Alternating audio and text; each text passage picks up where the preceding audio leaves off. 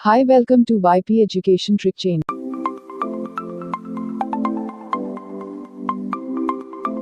आप चैनल को सब्सक्राइब कर लें और बेल आइकॉन को प्रेस करें।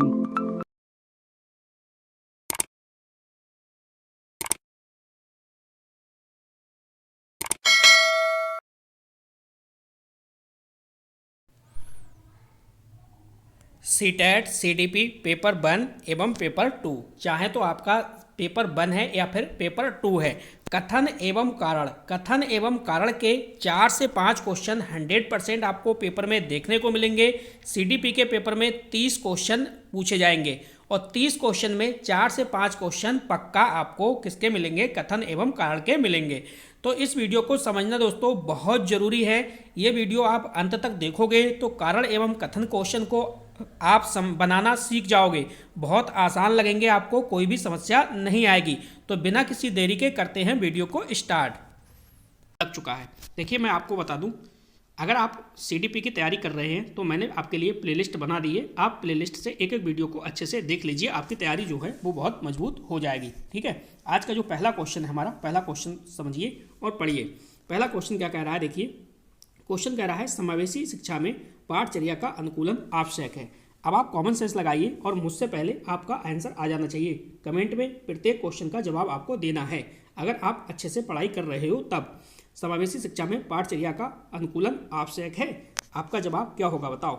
ए सही है या गलत है? आप कहोगे बिल्कुल ए सही है।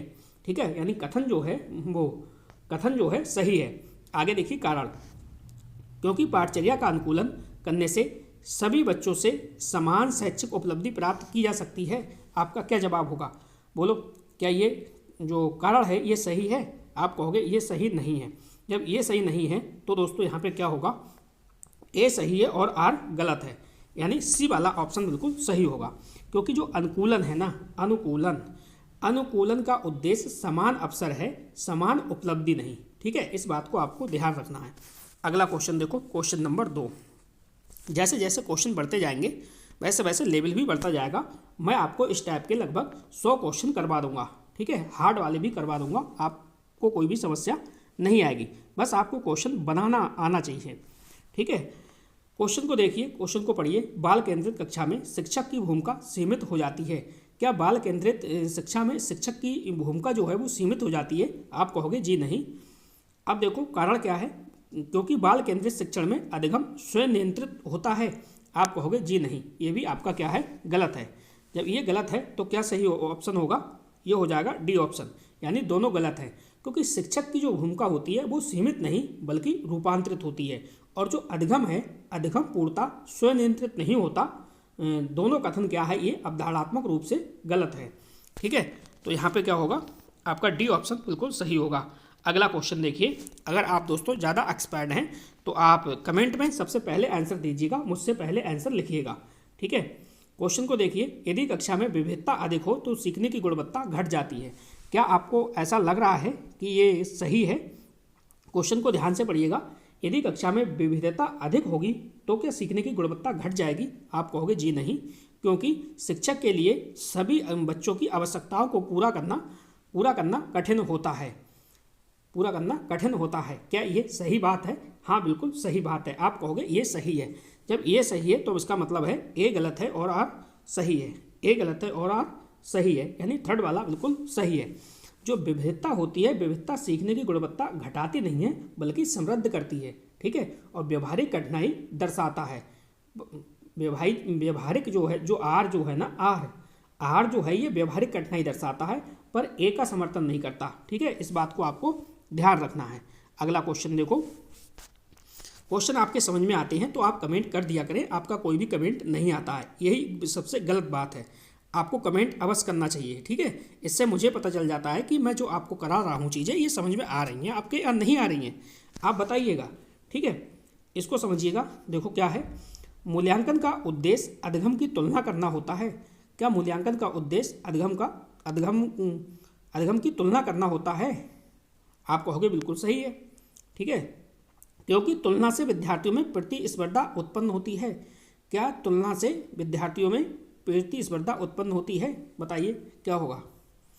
मूल्यांकन का उद्देश्य अधिगम की तुलना करना होता है? आप कहोगे जी नहीं, ठीक है, क्योंकि तुलना से विद्यार्थियों में प्रतिस्पर्धा उत्पन्न होती है। आप कहोगे क्या? दोनों गलत हैं दोस्तों। यहाँ पे क्या है? दोनों गलत हैं, दोनों गलत हैं। इसका मतलब डी वाला ऑप्शन होगा, क्योंकि देखो जो मूल्यांकन है ना, मूल्यांकन को सुधार केंद्रित मानता है। जो सीटेट है, सीटेट की अगर हम बात करें तो मूल्यांकन को सुधार केंद्रित मानता है, तुलना या प्रतिस्पर्धा जो है वो केंद्रित नहीं है। इसलिए दोनों कथन क्या है? शैक्षिक दर्शन के विरुद्ध है ये। इस बात को आपको ध्यान में रखना है। अगला क्वेश्चन देखो, क्वेश्चन नंबर 5। दोस्तों अगर आप बनाना सीख गए हो तो मुझसे पहले कमेंट करिए ना, जवाब दीजिए ना। चलिए क्वेश्चन को देखिए। सीखने में असफलता बच्चे की संज्ञानात्मक सीमा को दर्शाती है। बोलिए क्या ये बात सही है? सीखने में असफलता बच्चे की संज्ञानात्मक सीमा को दर्शाती है, क्या ये बात सही है? आप कहोगे जी नहीं, ये सही नहीं है, क्योंकि संज्ञानात्मक विकास सीखने की क्षमता निर्धारित करता है। क्योंकि संज्ञानात्मक जो विकास है वो सीखने की क्षमता निर्धारित करता है। ए सही है या आर सही है? क्या है इसका सही जवाब? आप दीजिए। आप क्या कहोगे? भाई ए सही है और आर क्या है? गलत है। ए सही, ए गलत है और आर सही है, यानी ए गलत है और आर सही है। थर्ड वाला बिल्कुल सही ऑप्शन है, ठीक है। क्योंकि दोस्तों संज्ञानात्मक जो विकास है, संज्ञानात्मक विकास क्षमता को प्रभावित करता है, लेकिन जो असफलता है, असफलता का एकमात्र कारण नहीं होता, ठीक है। शिक्षण रणनीति, प्रेरणा, संदर्भ सब क्या है? ये महत्वपूर्ण है, ठीक। अगला क्वेश्चन देखो, अगला क्वेश्चन क्या कह रहा है? Question number 6। क्वेश्चन को ध्यान से पढ़िएगा और उसके ध्यान से आंसर दीजिएगा, ठीक है। देखो क्या कह रहा है? समावेशी कक्षा में शिक्षण की गति समान रखना उपयुक्त है। क्या समावेशी शिक्षा है? समावेशी शिक्षा में शिक्षण की गति समान रखना उपयुक्त है? अब बताओ इसका सही जवाब क्या होगा? बिल्कुल जल्दी से कमेंट करिए। समावेशी कक्षा में शिक्षण की गति समान रखना उपयुक्त है? जी नहीं। कथन पढ़ लिया आपने, कारण पढ़िए। क्योंकि सभी बच्चे पाठ्यक्रम के लक्ष्य एक साथ प्राप्त करते हैं। आप कहोगे ये भी बात गलत है। ये जब बात गलत है तो क्या होगा? दोनों गलत हैं, यानी डी ऑप्शन इसको बिल्कुल सही जवाब है। अगला क्वेश्चन देखो, क्वेश्चन नंबर 7। क्वेश्चन क्या कह रहा है? एक बार क्वेश्चन को समझ लीजिए। क्वेश्चन कह रहा है, देखो अनुशासन जो है ना, अनुशासन सुनिश्चित करने के लिए कक्षा में मौन आवश्यक है। अब बताओ भाई, अनुशासन सुनिश्चित करने के लिए कक्षा में मौन जो है वो आवश्यक है? आप कहोगे जी नहीं, ठीक है। अब देखो कारण, कथन हो गया कारण। क्योंकि मौन से शिक्षक का नियंत्रण बढ़ता है। क्या मौन रहने से शिक्षक का नियंत्रण बढ़ेगा? आप बताएं, बोले क्या होगा इसका सही जवाब? जल्दी से कमेंट करिए। तो दोस्तों यहाँ पे क्या होगा? दोनों गलत होंगे, ठीक है। ए और आर दोनों क्या है? गलत हैं। यही बिल्कुल सही जवाब है। अगला क्वेश्चन देखो, क्वेश्चन नंबर 8। क्वेश्चन क्या कह रहा है? क्वेश्चन को समझिएगा। क्वेश्चन आपसे ये कह रहा है भाई, क्वेश्चन कह रहा है यदि बच्चा रुचि नहीं दिखा रहा है तो शिक्षण प्रभावी नहीं हो सकता। यदि जो बच्चा है वो रुचि नहीं दिखा रहा, ठीक है, तो शिक्षण प्रभावी नहीं हो सकता। आपका जवाब क्या होगा? बोलो, आपका जवाब क्या होगा?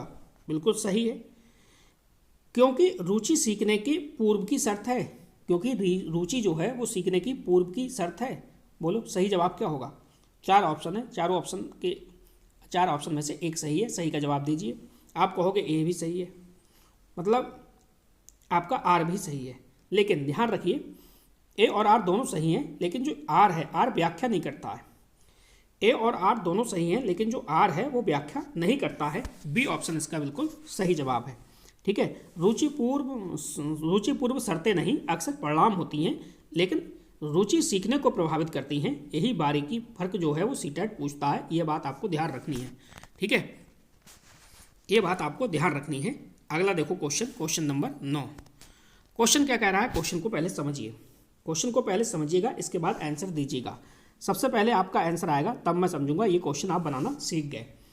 अधिगम स्थानांतरण केवल समान परिस्थितियों में संभव होता है। यानी जो अधिगम स्थानांतरण है केवल समान परिस्थितियों में संभव होता है। आपका जवाब होगा जी नहीं, ठीक है। क्योंकि सीखना संदर्भ विशिष्ट होता है। क्योंकि सीखना जो है वो संदर्भ विशिष्ट होता है। आपका जवाब होगा यस, ये सही है, ये सही है। तो सही ऑप्शन क्या होगा? सही ऑप्शन होगा ए गलत है और आर सही है। यानी सीखना जो है, सीखना संदर्भ विशिष्ट हो सकता है, पर स्थानांतरण असमान परिस्थितियों में भी संभव है। ये बात आपको ध्यान रखनी है। चलो अगला क्वेश्चन देखो, फटाफट आप कमेंट करते रहिए, कमेंट में आंसर दीजिए। आपसे अगर क्वेश्चन बन रहा है तो कमेंट में आंसर दीजिएगा। मैं आपका लेवल जो है, अगली बार जो लेवल है वो बढ़ा के लेके आऊँगा क्वेश्चन को, ठीक है। बाल केंद्रित शिक्षण और शिक्षक केंद्रित शिक्षण परस्पर विरोधी हैं, बताइए इसका सही जवाब क्या है। क्या परस्पर विरोधी हैं, बताएं आप कहोगे जी नहीं, जी नहीं, जाहिर सी बात है, क्योंकि दोनों की दार्शनिक आधारशिला भिन्न है। क्या दोनों की जो आधारशिला है वो भिन्न है, आप कहोगे जी बिल्कुल भिन्न है, यानी क्योंकि दोनों की दार्शनिक आधारशिला जो है वो भिन्न है। तो सही आंसर क्या होगा, सही जवाब क्या होगा इसका, यानी ए गलत है और आर सही है। ए गलत है और आर आपका सही है। दोनों दृष्टिकोण क्या है, पूरक हो सकते हैं, पूरी तरह विरोधी नहीं, इसलिए आर सही है लेकिन ए गलत है। ये बात आपको माननी पड़ेगी। अगला क्वेश्चन देखो, क्वेश्चन क्या है, क्वेश्चन को आप समझिएगा। दोस्तों एक बात बता दूं, मैंने आपके लिए प्ले लिस्ट तैयार कर दी है। सीडीपी बिल्कुल आपको प्ले लिस्ट से एक एक वीडियो को आराम से देखिएगा और पहली बार में ही आपका सीटेट क्वालिफाई हो जाएगा, ठीक है। तो समझिएगा, देखिए क्वेश्चन देखिए क्या है। समावेशी शिक्षा का उद्देश्य सभी बच्चों को एक समान शैक्षिक स्तर तक पहुंचाना है। क्या समावेशी शिक्षा का जो उद्देश्य है वो सभी बच्चों को एक समान शैक्षिक स्तर तक पहुंचाना है, बताइए इसका सही जवाब क्या होगा। क्या ये सही कह रहा है, आप कहोगे जी नहीं, ये सही नहीं बोल रहा है। फिर क्या होगा देखो, क्योंकि समावेशी शिक्षा समानता के सिद्धांत पर आधारित है। क्या जो समावेशी शिक्षा है वो समानता के सिद्धांत पर आधारित है, क्या ये बात सही है, आपका जवाब क्या होगा बताइए। बिल्कुल इसका करेक्ट आंसर दीजिए। 11वें क्वेश्चन का मैं कमेंट देखना चाह रहा हूँ कि कौन कौन बच्चा इसका सही जवाब देगा, ठीक है। इसका बिल्कुल सही जवाब आपको देना है। सही जवाब बताओ क्या होगा। तो उसका देखिए डी ऑप्शन बिल्कुल सही जवाब होगा। ए और आर जो है वो दोनों गलत है। अगला क्वेश्चन देखो, क्वेश्चन नंबर 12 आपकी स्क्रीन पे लग चुका है। क्वेश्चन क्या कह रहा है, क्वेश्चन के बारे में समझिए। क्वेश्चन कह रहा है भाई, बाल केंद्रित शिक्षण में शिक्षक की भूमिका गौण होती है, यानी बाल केंद्रित शिक्षण में शिक्षक की जो भूमिका होती है वो गौण होती है, बताइए ये सही बात है या गलत बात है। बाल केंद्रित शिक्षण में शिक्षक की भूमिका गौण नहीं होती, आप कहोगे बिल्कुल गलत है। अब देखो कारण समझो, क्योंकि बाल केंद्रित शिक्षण में अधिगम जो है वो स्वाभाविक रूप से घटित होता है। क्या ये बात सही है, बताइए क्या ये बात सही है, आप कहोगे ये भी बात गलत है। यानी देखो भूमिका जो गौण नहीं है लेकिन परिवर्तित होती है, भूमिका गौण नहीं है लेकिन दोस्तों ये क्या है, परिवर्तित होती है। और जो अधिगम है, अधिगम स्वाभाविक नहीं सुव्यवस्थित समर्थन से होता है। इसलिए दोस्तों दोनों क्या हैं, ये गलत हैं, ठीक है। वीडियो को लाइक नहीं करा, वीडियो को लाइक करिए और वीडियो की लिंक को अपने सभी दोस्तों में शेयर करिएगा। यही आपके अंदर कमी है कि आप वीडियो को शेयर नहीं करते, वीडियो को लाइक भी नहीं करते, आप सपोर्ट बिल्कुल भी नहीं करते हो। चलिए वो आपकी मर्जी रह गई। ना तो दोस्तों लाइक करने से कोई पैसे मिलते हैं और ना ही चैनल को सब्सक्राइब करने से कुछ पैसा मिलता है, ठीक है। ये बात अपने दिमाग से आप निकाल दीजिए।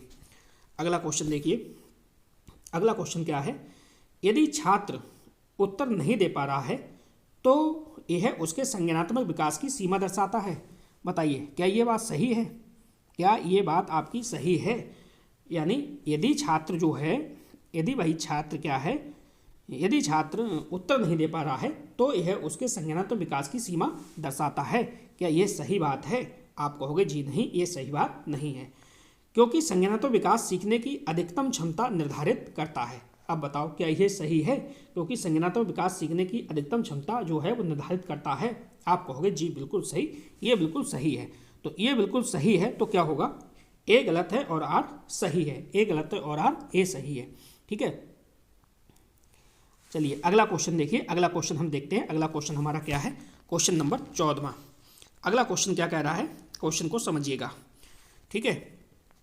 क्वेश्चन देखिए आपसे कह रहा है कि भाई प्रभावी मूल्यांकन वही है जो सभी विद्यार्थियों की तुलनात्मक रैंकिंग प्रस्तुत करे, ठीक है। तो क्या ये बात सही है, आप बताओ क्या ये बात सही है, आप कहोगे जी नहीं, ये बात तो बिल्कुल गलत है, क्योंकि रैंकिंग से विद्यार्थियों की वास्तविक योग्यता ज्ञात होती है। क्या ये बात सही है, बताइए क्या ये बात सही है, आप कहोगे जी नहीं, ये बात भी सही नहीं है। तो हमारा क्या होगा, दोनों गलत होंगे, यानी डी विकल्प बिल्कुल सही होगा, ठीक है, जितनी ज़्यादा प्रैक्टिस करोगे, जितना ज़्यादा अभ्यास करोगे, उतनी ही चीज़ों को आप सीखोगे। तो अभ्यास करते रहिए, प्रैक्टिस करते रहिए, सीटेट आपका पहली बार में ही निकलेगा। ठीक है, प्ले लिस्ट आपको बना दी है मैंने, कोई भी चिंता करने की बात नहीं है। कोई भी टॉपिक देखना है तो आप प्ले लिस्ट से पढ़िएगा। अगला क्वेश्चन देखो, क्वेश्चन को समझो। सीखने की प्रक्रिया में रुचि का अभाव सीखने को असंभव बना देता है। आप कहोगे बिल्कुल सही बात है भाई, सीखने की प्रक्रिया में रुचि का अभाव जो है वो सीखने को असंभव बना देता है। बिल्कुल सही है, ठीक है, गलत है ये। नेक्स्ट देखिए, क्योंकि रुचि सीखने के पूर्व आवश्यक शर्त होती हैं। तो आप क्या कहोगे, ये भी आपका क्या है, गलत है। मैं आपको बता दूं, देखिए जो रुचि होती है, रुचि अक्सर सीखने का परिणाम होती है। सीखने का क्या है, परिणाम होती है, पूर्व शर्त नहीं, पूर्व शर्त नहीं। इसलिए क्या है दोस्तों, ये बारीकी से सीटेट जो है वो बार बार घुमाकर प्रश्न को पूछता है, इस बात को आपको ध्यान रखना है। तो यहाँ पे क्या होंगे, दोनों गलत होंगे। ठीक है, कथन और कारण जो है वो दोनों सही हैं, यानी ए और आर दोनों सही है, आर ए की सही व्याख्या करता है। ठीक है, पहला वाला ऑप्शन यहाँ पे सही है। देखिए, मेरा काम आपको पढ़ाना नहीं है, मेरा काम एक एक चीज़ आपको सिखाना है, जिससे कि एग्जाम हॉल में आपको कोई भी परेशानी ना आए। जब आपका बेस मजबूत होगा, बेस आपका जब मजबूत होगा दोस्तों, तो समझो कठिनाई स्तर तो आपके अपने हाथ में है। कितने भी कठिनाई स्तर आप बढ़ा सकते हो, घटा सकते हो, क्वेश्चन की कोई भी लिमिट नहीं होती। ठीक है, तो यह बात आपको ध्यान रखना है। लेकिन सीखना बहुत जरूरी है, कैसे क्वेश्चन किए जाते हैं और कैसे कैसे क्वेश्चन को हम सॉल्व करते हैं, तरीका क्या है, ये चीज़ आपको आनी चाहिए। अगर मान लो ये चीज़ आपको नहीं आती है तो फिर आप से ये क्वेश्चन नहीं बनेंगे। बाल केंद्रित शिक्षण में शिक्षक का मुख्य कार्य बच्चों को सीखने के अवसर प्रदान करना होता है, ना कि जानकारी देना। अब मुझे बताओ, क्या इसका सही ऑप्शन क्या होगा? मुझसे पहले आप कमेंट करिए, मुझसे पहले आप कमेंट करेंगे तो मैं समझूंगा कि आपको चीज़ें समझ में आ रही हैं। ठीक है, तो जो कथन है ये आपका बिल्कुल सही है। अब देखो कारण, क्योंकि बच्चे जो होते हैं वो सहभागिता और अनुभव के माध्यम से अधिक प्रभावी ढंग से सीखते हैं, तो ये भी बात यानी सही है। ठीक, यानी बाल केंद्रित शिक्षण सक्रिय अधिगम पर आधारित है, इसलिए जो शिक्षक है, शिक्षक मार्गदर्शक की भूमिका निभाता है। इसका मतलब हम कह सकते हैं दोनों सही हैं, आर ए की सही व्याख्या करता है। ठीक, अगर दोस्तों मैं आपको एक बात बता दूं, अगर आपने कोई भी नोट्स नहीं खरीदा है, सिर्फ और सिर्फ अपनी सेल्फ स्टडी कर रहे हो, तो देखो सीडीपी की मैंने आपके लिए प्लेलिस्ट तैयार कर दी है। आप प्लेलिस्ट से एक एक वीडियो को अच्छे से देख सकते हैं और स्वयं से भी नोट्स बना सकते हैं। आराम से आप पास हो जाओगे, आपको कोई भी घबराने की ज़रूरत नहीं है। तो इसका क्या है, ए ऑप्शन है। ठीक है, अगला क्वेश्चन देखो, क्वेश्चन नंबर 3। क्वेश्चन नंबर 3 क्या कह रहा है, इसको थोड़ा सा समझिएगा और जवाब दीजिएगा। कोशिश ये करा करो, आप मुझसे पहले क्वेश्चन का आंसर देने की कोशिश करा करो, जिससे कि आप सीखोगे। ठीक है, अगर मान लो किसी कारण से आपने जवाब गलत भी दे दिया तो भी कोई टेंशन नहीं है, गलत से ही आपको क्या मिलेगी, सीख मिलेगी, आप बनाना क्वेश्चन सीख जाओगे। तो आंसर कमेंट अवश्य किया करो। देखो, सीखने में होने वाली गलतियों को शिक्षक द्वारा नकारात्मक रूप में नहीं देखा जाना चाहिए। यानी इसका कहने का मतलब ये है, जो सीखने में होने वाली गलतियां हैं, गलतियों को शिक्षक द्वारा नकारात्मक रूप में नहीं देखा जाना चाहिए। तो बिल्कुल सही बात है, ये बिल्कुल सही है, यानी कथन जो है वो सही है। अब देखो कारण, क्योंकि गलतियां सीखने की प्रक्रिया का स्वाभाविक और आवश्यक क्या है, हिस्सा होती हैं। ठीक है, तो आप कहोगे कि ये भी सही है, यानी कथन भी सही है और आपका कारण भी क्या है, सही है। क्योंकि आधुनिक शिक्षा शास्त्र में गलतियों को सीखने का अवसर माना जाता है। गलतियों को क्या माना जाता है, गलतियों को सीखने का अवसर माना जाता है। तो इसलिए यहाँ पे हमारा क्या है, दोनों सही हैं, आर ए की क्या है, सही व्याख्या करता है। ठीक है, पहला ऑप्शन सही है। ठीक, अब देखो जो चौथा क्वेश्चन आएगा, मुझसे पहले आपका कमेंट आना चाहिए प्यारा सा कि इसका यही जवाब होगा। गलत हो गया तो कोई टेंशन नहीं है, सही तो होगा ही। आप अभी गलत हो गया तो नेक्स्ट बार सही होगा, अगला क्वेश्चन सही होगा, लेकिन गलतियों से ही आप सीखोगे। ठीक है, तो आप कमेंट अवश्य किया करें। चलिए अगला क्वेश्चन देखो, क्वेश्चन नंबर 4। क्वेश्चन को पढ़ो, समावेशी कक्षा में मूल्यांकन की प्रक्रिया लचीली और बहुआयामी होनी चाहिए। क्वेश्चन को ध्यान से पढ़िए और इसका जवाब दीजिएगा। क्या समावेशी कक्षा में मूल्यांकन की प्रक्रिया लचीली और बहुआयामी होनी चाहिए? आप कहोगे जी बिल्कुल, यानी जो कथन है वो बिल्कुल सही है। ठीक है, अब देखो यहाँ पे कारण, क्योंकि सभी बच्चों की सीखने की गति, शैली और क्षमताएं समान नहीं होती। आप कहोगे यह भी बात बिल्कुल सही है, यानी कहने का मतलब ये है क्योंकि सभी बच्चों की जो सीखने की गति है, शैली है और क्षमताएं हैं, ये भी क्या है, समान नहीं होती। तो ये भी सही है, क्योंकि विभिन्नताओं के कारण एक ही मूल्यांकन पद्धति सभी के लिए उपयुक्त नहीं होती। मेरी बात को आप समझे, विभिन्नताओं के कारण एक ही मूल्यांकन पद्धति सभी के लिए क्या है, उपयुक्त नहीं होती। तो इसलिए हमारा कथन यहाँ पे और कारण दोनों सही हैं और आर ए की सही व्याख्या भी करता है। तो ए ऑप्शन यहाँ पे बिल्कुल सही जवाब है। ठीक है, अब आपने क्या कमेंट किया, क्या नहीं किया, आपको चीज़ें समझ में आ रही हैं, नहीं आ रही हैं, मुझे कैसे पता चलेगा? जब आप कमेंट करोगे, ठीक है, तभी तो मुझे पता लगेगा। फिर मैं आपका लेवल चेक करूँगा, उस हिसाब से मैं क्वेश्चन लेके आऊँगा। तो आप कमेंट करिए, बताइए आपका सही क्या है। आपके मान लो सारे क्वेश्चन सही जा रहे हैं तो मैं इसका लेवल बढ़ाऊँगा आपका। ठीक है, तो मैं तो अभी सिखाने के हिसाब से आपको क्वेश्चन लिख कर आ रहा हूँ। ठीक है, ताकि आप सीख जाएं। कठिनाई स्तर तो कुछ भी रख सकते हो आप, एक क्वेश्चन में दो कॉन्सेप्ट, तीन कॉन्सेप्ट को जोड़ के भी क्वेश्चन बन जाते हैं। ठीक है, तो वो भी हम आपको कराएंगे। लेकिन आप बताइए, आप कमेंट करिए, हमें पता भी तो चले। नेक्स्ट देखिए, भावात्मक रूप से सुरक्षित वातावरण सीखने को बढ़ावा देता है। क्या ये बात सही है? आप बताओ, क्या ये बात सही है? भावात्मक रूप से सुरक्षित वातावरण जो है वो सीखने को बढ़ावा देता है। आप कहोगे जी बिल्कुल सही है, यानी जो कथन है वो कथन बिल्कुल सही है। अब देखो यहाँ पे कारण क्या है? क्योंकि देखो मैंने यहाँ पे क्योंकि लिख दिया है, लेकिन पेपर में लिखा हुआ क्योंकि नहीं आएगा, क्योंकि आपको अपनी तरफ से ऐड करना पड़ेगा। क्योंकि भय और तनाव की स्थिति में बच्चे प्रभावी ढंग से नहीं सीख पाते। यानी जब भय, यानी मान लो आपकी क्लास है, आपकी क्लास में 50 बच्चे हैं और क्लास में मान लो भय और तनाव की स्थिति आपने पैदा कर दी, तो क्या बच्चे वहाँ पे प्रभावी ढंग से सीख पाएंगे? नहीं सीख पाएंगे। तो यही तो वो कह रहा है, क्योंकि भावात्मक सुरक्षा अधिगम की अनिवार्य शर्त है। कारण समझो। ठीक है, तो देखो यहाँ पे क्या होगा, आपका सही जवाब क्या होगा? दोनों सही हैं तथा आर ए की सही व्याख्या करता है, यानी ए ऑप्शन आपको बिल्कुल सही है। ठीक है, मेरा काम आपको उलझाना नहीं है, मैं आपको पहले ही बता दे रहा हूँ। सीटेट के 150 क्वेश्चन में, कितने? 150 क्वेश्चन में 15 से 20 क्वेश्चन ऐसे होंगे जो बहुत बड़े होंगे, बहुत लंबे लंबे आंसर होंगे, जो आपको मजबूर करेगा क्वेश्चन पढ़ने पे, और यही क्वेश्चन आपका जो है वो समय बर्बाद करेंगे। तो ऐसे क्वेश्चन को आपको समय बर्बाद नहीं करना है अपना। मैंने रेशियो पहले भी बता दिया है और आज मैं फिर से ये बात दोहरा रहा हूँ। देखो 40% प्लस 40% और प्लस 20%। ठीक है, ये रेशियो रहता है। 40% आराम से क्वेश्चन आपसे बन जाएंगे, 40% जो होंगे थोड़े मॉडरेट टाइप के होंगे, वो भी आपसे बन जाएंगे, और ये 20% क्वेश्चन होते हैं, ये हार्ड वाले होते हैं। सीटेट का काम है आपको उलझाना, और आपका काम है स्मार्ट तरीके से पेपर को सॉल्व करना, क्वेश्चनों में उलझना नहीं है, समय बर्बाद नहीं करना, वरना आपका पेपर छूट जाएगा। तो ये 40 प्लस 40 80% आप बना लो। आपको तो सीटेट में 60% चाहिए मात्र। ठीक है, तो ये 80% आपके, और जो 20% रह जाएं, ये बचे हुए समय में आपको सॉल्व करना है। ठीक है, मैं आपको बिल्कुल एक एक रास्ता बताते हुए चल रहा हूँ ताकि आप उलझो नहीं।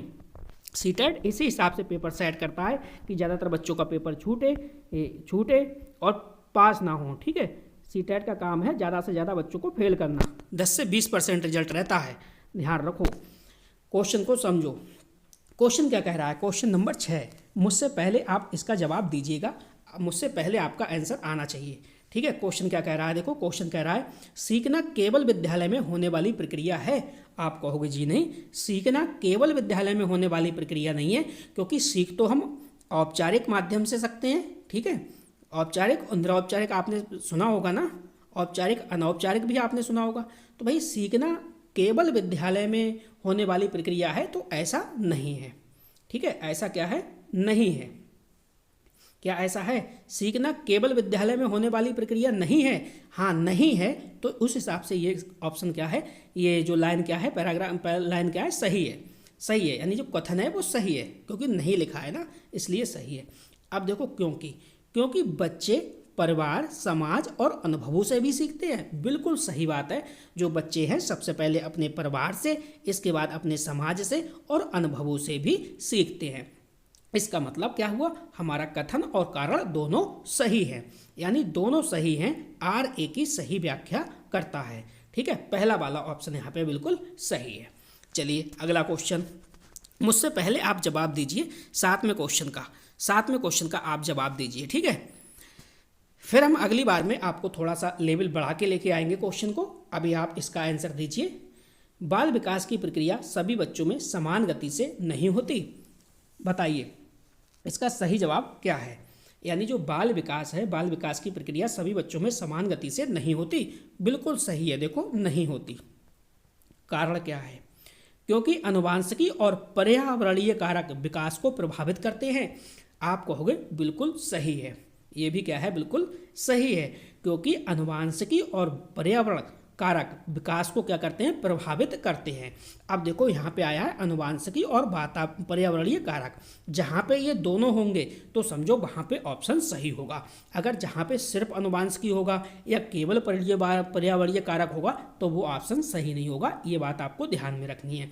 ठीक है, तो यहाँ पे जो है वो कथन और कारण जो हैं वो दोनों सही हैं और आर जो है आर ए की सही व्याख्या कर रहा है। ठीक है, देखो कॉन्सेप्ट को आप समझो, कॉन्सेप्ट को समझो, तरीका आप समझो। ठीक है, कठिनाई स्तर तो बढ़ाना अपने हाथ में काम है। इससे भी हार्ड लेवल के क्वेश्चन हम सॉल्व कर लेंगे जब हमारा बेसिक मजबूत होगा। ठीक है, आगे बढ़िए, अगला क्वेश्चन समझिए। आप बस प्रैक्टिस करते रहिए, प्रैक्टिस लगातार होनी चाहिए। क्वेश्चन क्या कह रहा है समझो। क्वेश्चन कह रहा है सीखने में प्रेरणा की भूमिका अत्यंत महत्वपूर्ण होती है। क्या ये बात सही है? यानी सीखने में प्रेरणा की भूमिका अत्यंत महत्वपूर्ण होती है। आप कहोगे बिल्कुल सही है। हाँ भाई, सीखने में प्रेरणा की जो भूमिका है वो अत्यंत महत्वपूर्ण होती है, क्योंकि बच्चे जो होते हैं, क्योंकि प्रेरणा बच्चों को सीखने के लिए सक्रिय बनाती है। क्योंकि जो प्रेरणा है वो बच्चे को सीखने के लिए सक्रिय बनाती है। आप कहोगे बिल्कुल सही है। इसका मतलब कथन और कारण जो है वो दोनों सही हैं। ए आर की सही व्याख्या यहाँ पे कर रहा है। ठीक है, अब आप बताओ आपका जो लेवल है वो इससे हार्ड लेवल के लेके आए, क्योंकि पेपर में तो देखो एक कॉन्सेप्ट वाला नहीं पूछा जाता, एक क्वेश्चन में दो कॉन्सेप्ट ऐड हो वो वाले क्वेश्चन पूछे जाते हैं, और वो भी क्वेश्चन हम आपको कराएंगे। ठीक है, हम आपको कथन कारण वाले इतने क्वेश्चन करा देंगे कि ईश्वर की दुआ से आपका जो क्वेश्चन है वो वहाँ पे पेपर में गलत नहीं होगा। इतनी हम प्रैक्टिस करा के आपको बिठाएंगे।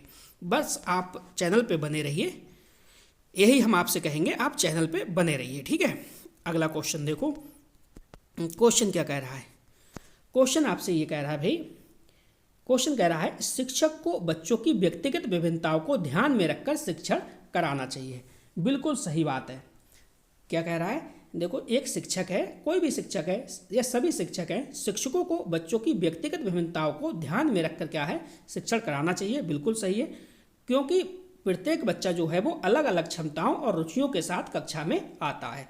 आप कहोगे ये भी सही है, यानी कथन भी सही है और कारण भी सही है, तो दोनों सही हैं। आर ए की सही व्याख्या यहाँ पे कर रहा है। ठीक है, ये भी आपका क्या है, सही है। चलिए अगला क्वेश्चन देखते हैं। अगला क्वेश्चन हमारा क्या है, क्वेश्चन नंबर 10। क्वेश्चन को पढ़िए और उसका जवाब दीजिए। सबसे पहले आपका कमेंट आना चाहिए। ठीक है, कमेंट आप अवश्य किया करें।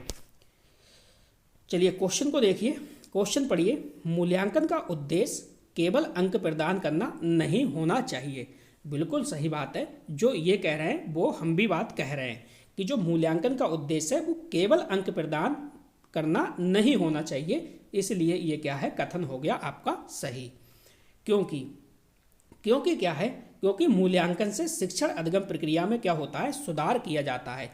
इसलिए ये कथन जो है वो कारण जो है, कारण भी आपका हो गया सही। यहाँ पे देखो दोनों सही हैं। आर ए की सही व्याख्या करता है। ए ऑप्शन यहाँ पे बिल्कुल सही जवाब है।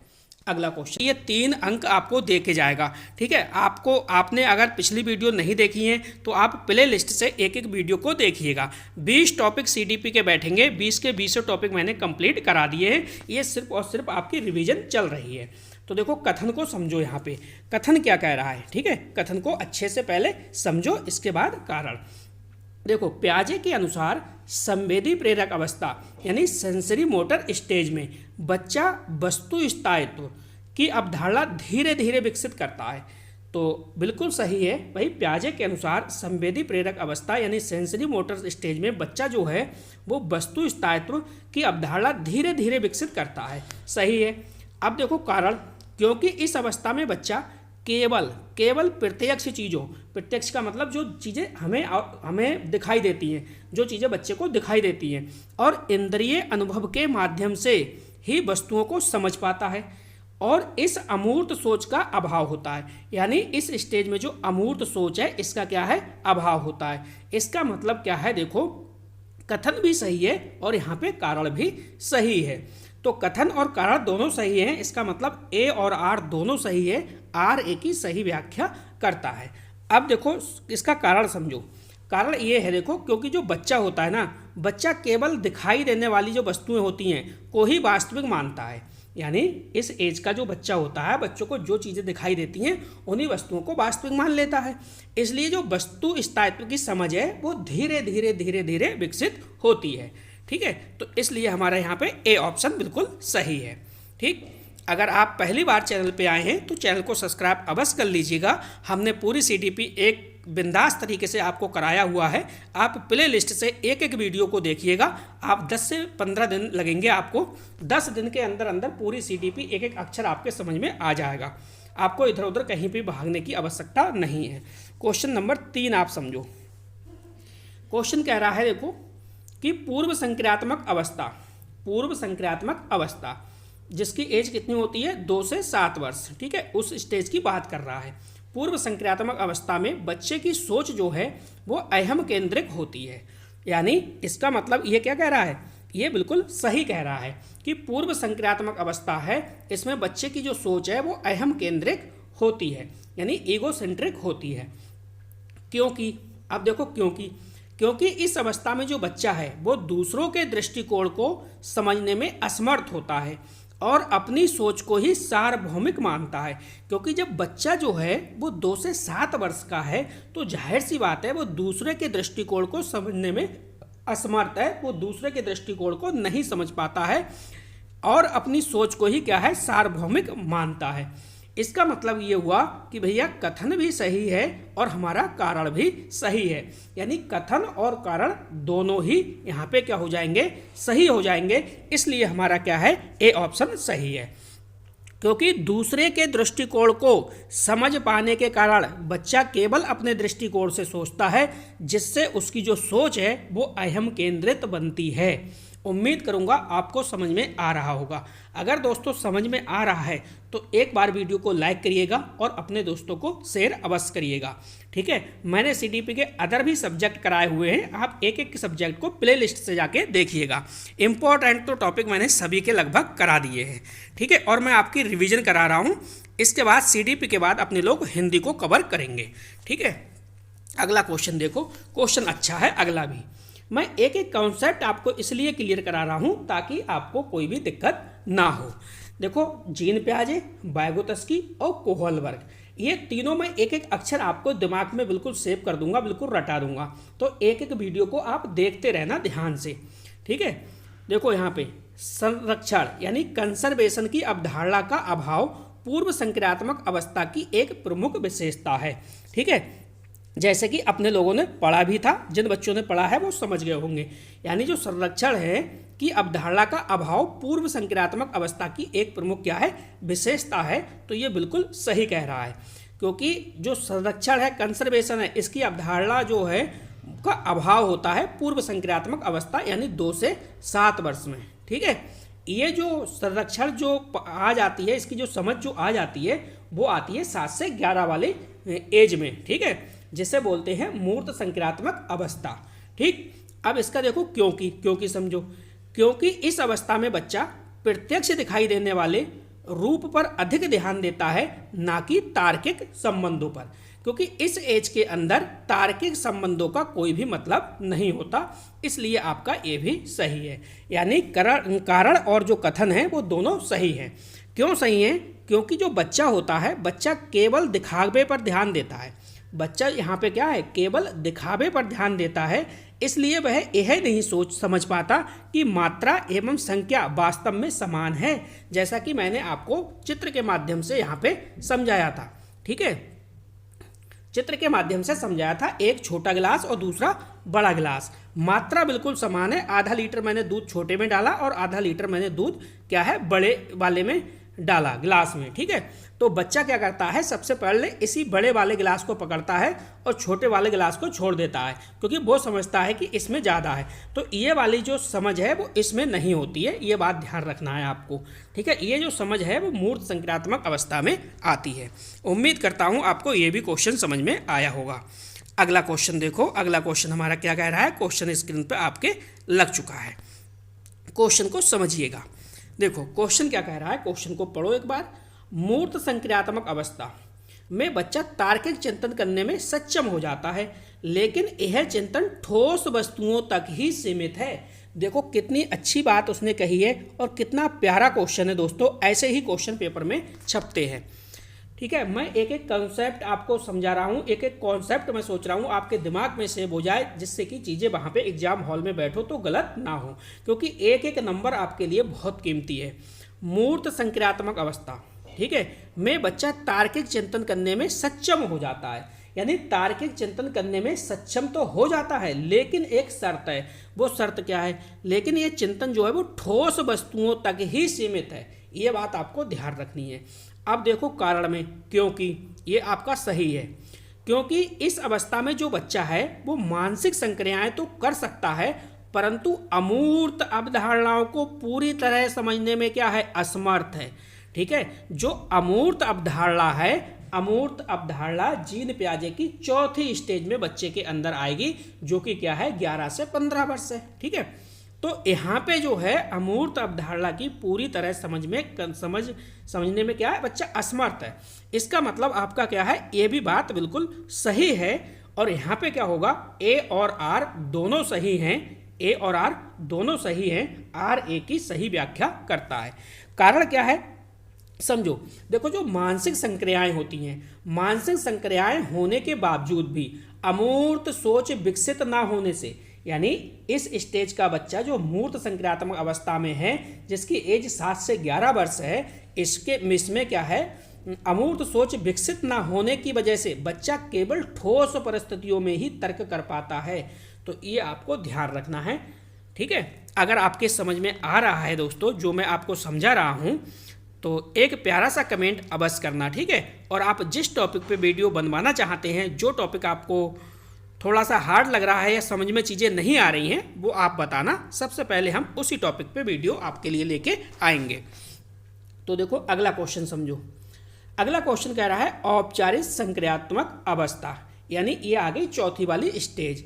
चौथी वाली स्टेज यानी 11 से कब, 15 वर्ष, या कह सकते हो 11 से ऊपर, ये उस स्टेज की बात हो रही है। तो औपचारिक संक्रियात्मक अवस्था में किशोर अमूर्त और काल्पनिक समस्याओं पर भी तर्क कर सकता है। अब देखो बात बिल्कुल सही है और अच्छी बात है। ठीक है, एकदम बेहतरीन उसने बात बताई है। यानी बच्चा अब पहुंच चुका है 11 से 15 वर्ष में, औपचारिक संक्रियात्मक अवस्था की बात हो रही है। जो किशोर हैं, किशोरों में अमूर्त और काल्पनिक समस्याओं पर भी तर्क कर सकता है।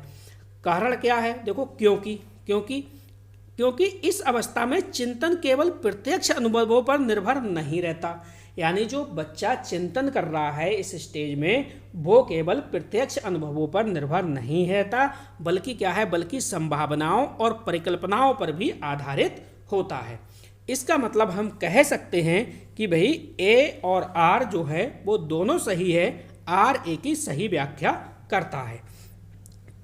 क्यों सही है, क्योंकि जो सोच है, सोच जो है वो अनुभव से आगे बढ़ जाती है इस स्टेज में। ठीक है, इसलिए जो किशोर हैं वो अमूर्त और काल्पनिक समस्याओं पर भी तर्क कर पाता है। इसलिए हमारा यहाँ पे जो है पहला वाला ऑप्शन सही है। उम्मीद करता हूँ आपको क्वेश्चन समझ में आ रहा होगा।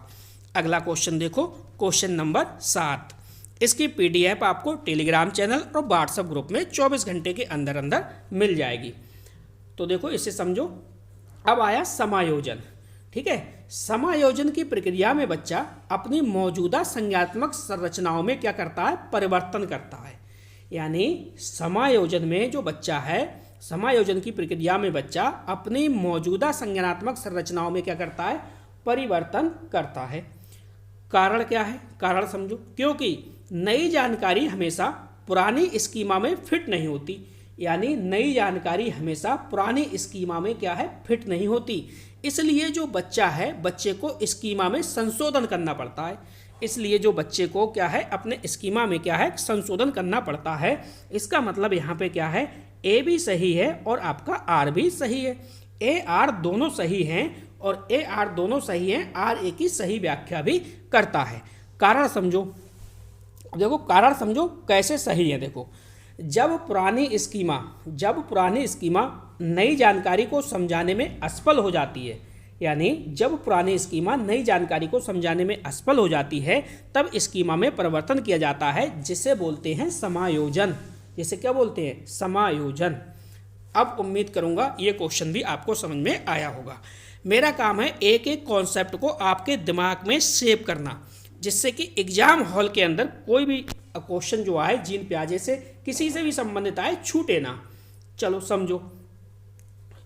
देखो यहाँ पे समझो, सामान्यीकरण, यहाँ पे ये वर्ड गलत लिखा है, चेक कर देता हूँ एक बार। चलो यहाँ पे जो हिंदी शब्द है आपका वो है समावेशन। ठीक है, क्या है यहाँ पे, समावेशन। ठीक, ये शब्द आपको ध्यान रखना है। क्या है बेटा, समावेशन। देखो समझो, समावेशन में बच्चा नई जानकारी को मौजूदा स्कीमा में समाहित करता है। क्या कह रहा है कि भैया समावेशन की प्रक्रिया में जो बच्चा है वो नई जानकारी को मौजूदा स्कीमा में समाहित करता है। या फिर कह सकते हो कि भैया समावेशन की प्रक्रिया में बच्चा नई जानकारी को पहले से बनी स्कीमा में समाहित करता है। इस प्रकार से भी कह सकते हो। क्योंकि ये आपका सही है। क्योंकि जो समावेशन है, समावेशन में संज्ञानात्मक संरचना जो है अपरिवर्तित रहती है और केवल अनुभवों की व्याख्या बदली जाती है। और क्या है दोस्तों, अनुभवों की जो व्याख्या है वो बदली जाती है। तो इस प्रकार से यहाँ पे देखिए क्या है, देखो सही होने का कारण क्या है वो समझो। क्योंकि जो स्कीमा है यहाँ पे, ठीक है, स्कीमा का मतलब ज्ञान, यानी स्कीमा में कोई बदलाव नहीं होता। इसलिए जो नई जानकारी है, नई जानकारी को पुरानी समझ के अनुसार ही क्या है, ग्रहण किया जाता है। तो इसलिए यहाँ पे ए और आर दोनों सही हैं और आर ए की सही व्याख्या करता है। ठीक है, तो ये क्वेश्चन भी आपकी समझ में आया होगा। अगला क्वेश्चन देखो, संतुलन। एक एक पॉइंट पे हमने एक एक क्वेश्चन बनाया हुआ है ताकि हर चीज आपके समझ में आए। तो संतुलन प्याजे के संज्ञानात्मक विकास सिद्धांत की केंद्रीय अवधारणा है। क्या कह रहा है ये, इसको थोड़ा सा समझिए। ये कह रहे हैं कि संतुलन जो है वो प्याजे के संज्ञानात्मक विकास सिद्धांत की केंद्रीय अवधारणा है। सही है। कारण पढ़िए। क्योंकि संतुलन के माध्यम से बच्चा जो है वो समावेशन, यहाँ पे आएगा समावेशन। ठीक है, क्योंकि बच्चा समावेशन और किसके बीच, समावेशन और समायोजन के बीच क्या है, संतुलन स्थापित करता है, जिससे जो विकास है वो संभव होता है। इसका मतलब क्या हुआ, ए और आर दोनों सही हैं, क्योंकि समावेशन और समायोजन के संतुलन से ही बच्चा नई संज्ञानात्मक अवस्था की ओर बढ़ता है। तो इसलिए हमारा यहाँ पे ए और आर दोनों सही हैं, आर ए की सही व्याख्या भी कर रहा है। तो यहाँ पे पहला वाला ऑप्शन सही है। चलिए अगला क्वेश्चन देखते हैं। अगला क्वेश्चन हमारा क्या है, अगला क्वेश्चन भी हमारा अच्छा क्वेश्चन है। ठीक है, क्वेश्चन को पढ़ो, कथन को पढ़ो, इसके बाद कारण। देखो, प्याजे के अनुसार सीखना विकास पर निर्भर करता है, ना कि विकास सीखने पर। तो अच्छे से क्वेश्चन को एक बार समझिएगा और देखिएगा कौन सा ऑप्शन सही है। प्याजे के अनुसार बच्चा जो है वो सीखना विकास पर निर्भर करता है, ना कि विकास सीखने पर। तो ये बात भी इसकी सही है, क्योंकि जब तक बच्चा किसी संज्ञानात्मक अवस्था के लिए परिपक्व नहीं होता है, तब तक उस स्तर की सीख संभव नहीं है। ठीक है, तो यहाँ पे क्या है दोस्तों, सही होने का कारण भी मैं आपको समझा रहा हूँ। देखो, ये भी सही है, पियाजे के अनुसार विकास पहले होता है। पियाजे के अनुसार जो विकास है ना, विकास पहले होता है और उसी के आधार पे बच्चा जो है वो सीख संभव होती है बच्चे के अंदर। इसलिए सीख जो है वो विकास पर निर्भर मानी जाती है। इसलिए जो सीख जो है वो किस पर, इस विकास पर निर्भर मानी जाती है। इसलिए हमारा मतलब ए और आर दोनों सही हैं और ए और आर दोनों सही व्याख्या करते हैं। ठीक है। अब दोस्तों एक बात और बता दूं मैं, देखिए अगर आपके पास कंटेंट